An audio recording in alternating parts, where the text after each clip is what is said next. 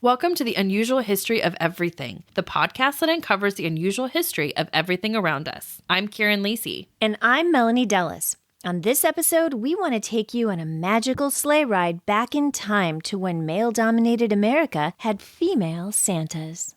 Everyone knows that Santa Claus is a man, but in 1941, during World War II, the women needed to stand in. It wasn't unusual because the war took most of the men in America from their homes and jobs, and that left the women behind, and they stepped in to do their work. They became riveters, crane operators, cab drivers, baseball players, and even Santas. Department store Santas were extremely popular, and still are, especially because mothers needed something to make their kids happy during wartime. But with the men gone, there was a great chance that there would be no Santa. Obviously, that wouldn't do, so women all over the country decided to take on that job as well. No child would miss seeing Santa. They even took over the job of Santa on the street corner, ringing his bell and collecting money for charities. It was a sight to behold, and a really great example of how strong women are. With their men off to war, they had no choice but to keep the country going by working so that their husbands, fathers, and brothers didn't lose their jobs, and still raising their kids and doing all their usual household duties. First Lady Eleanor Roosevelt prodded them on by saying in a speech that, quote, "A woman's place is in the office, factory, courtroom, marketplace, corner, filling station, and other locations too numerous to mention," end quote. It was their patriotic duty, and they were proud to help.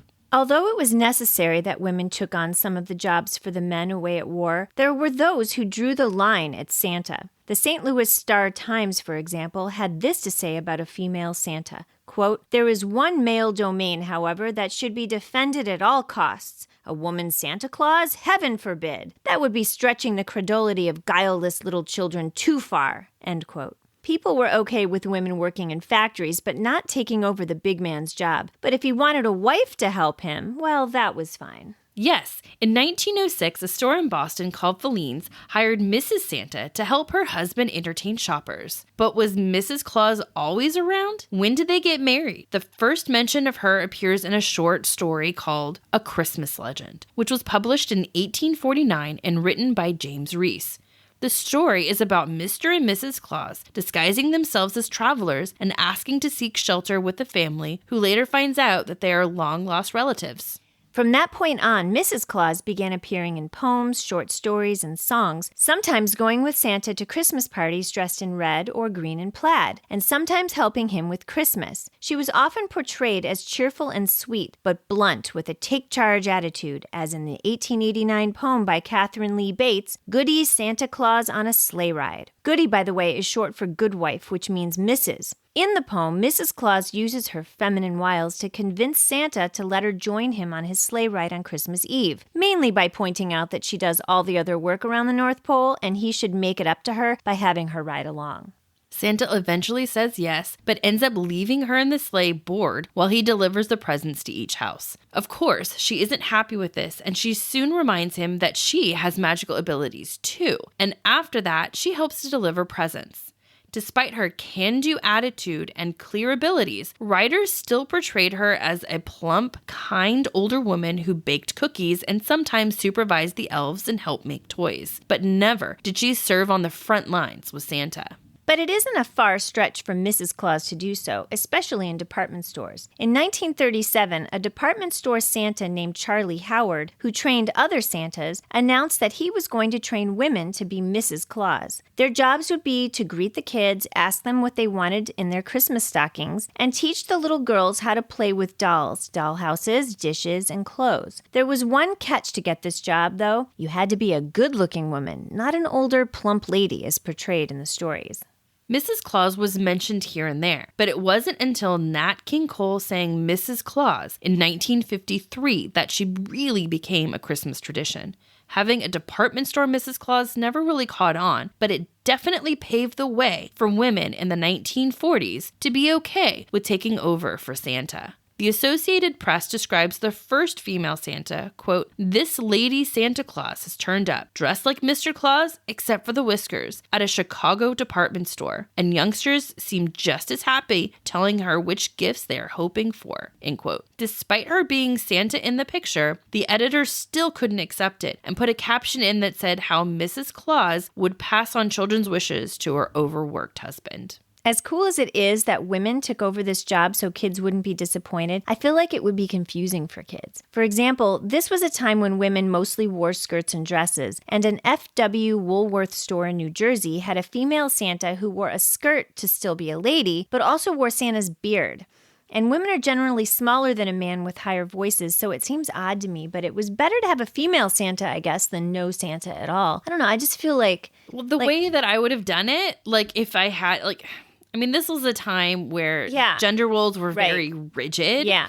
And so I would have just kind of gone with that then and just been like, oh, well, my husband's out with your, your dads and your uncles and your grandpas helping them win the war. So, instead, I'm going to help take over. That would have been smart. Yeah, just play it up. You got to do then one Santa's or the other. Doing his part too. You've got to, like, in this time period, okay, you have to either be a male Santa and wear his outfit exactly how it is so the kids think it's the same Santa, or be Mrs. Claus and say what you just said and spin it. That would be logical for me. I mean, because can you imagine, like, they have, like, I remember reading this one article about a woman back then. She was like, I have size 5, feet. And one kid looked at my feet and said, why are your feet so small, Santa? Last year they were so big. And, like, it was confusing. It gets confusing for kids and they start to, like, put 2 and 2 together. You know what I mean? Yeah, exactly. Like, if you want to do it, you got to do it in a way that doesn't mess with the ideas in which they're coming to see Santa in the first place. Right, exactly. Honestly. One newspaper columnist, Henry McLemore, shared Melanie's thoughts and described the first shocking time he saw a female department store Santa. Quote, "She was a little old wren of a Santa Claus.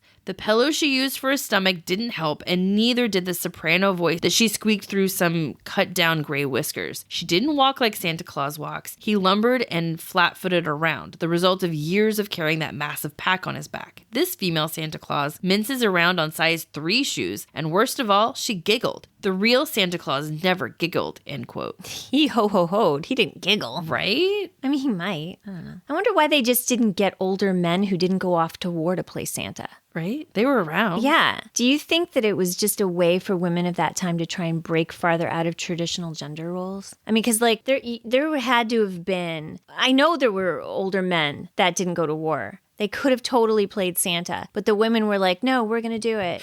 Maybe. I mean, this was a moment unlike any other where women were, yes, we're going to take over the jobs of our husbands and fathers and uncles and whatnot, to keep their jobs. But it was also this moment of, oh my gosh, I get to explore roles outside of the home for the first time and really flex that muscle and those experiences. And so maybe it was just one more place where they said, you know what, why not?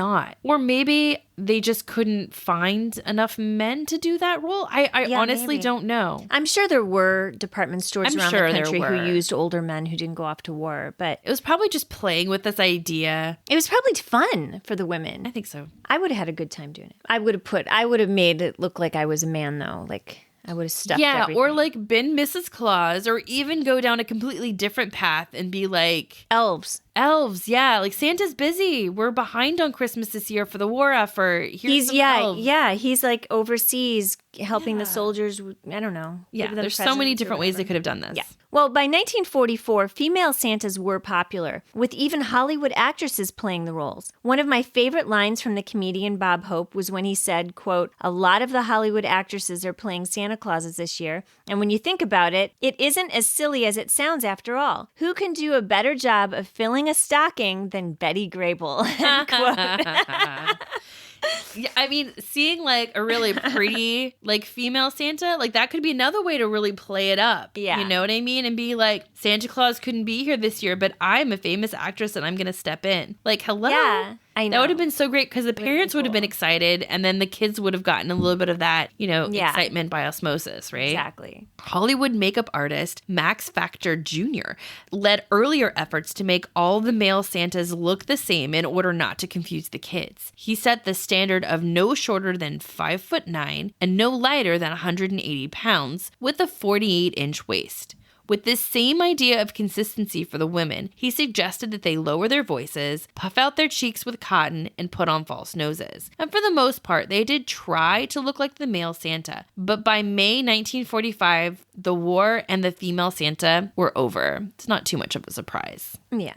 Especially if they're trying to, go with this Max Factor standard. Right. Well, and the men came back and the men came back. They needed their jobs back. So, although female Santas even now aren't popular, the breakthroughs women achieved by working in the other occupations during the war were longer lasting. It wasn't long after World War II that gender roles and occupations changed, allowing women to work more outside the home if that is what they chose to do. But I don't think America will ever forget those 3 glorious years where Santa was a woman. I love that. Yeah. Mm-hmm. Ho, ho, ho. Ho, ho, ho. She was not a ho, ho, ho, though. Oh, wow. Hopefully. Come on. I had to throw that in.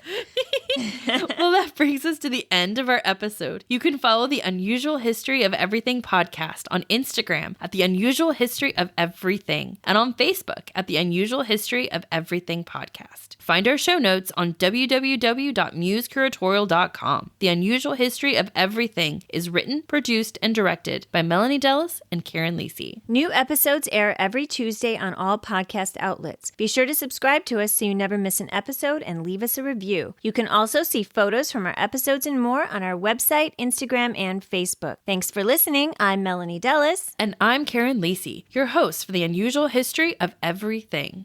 Da, da, da, da, da, da.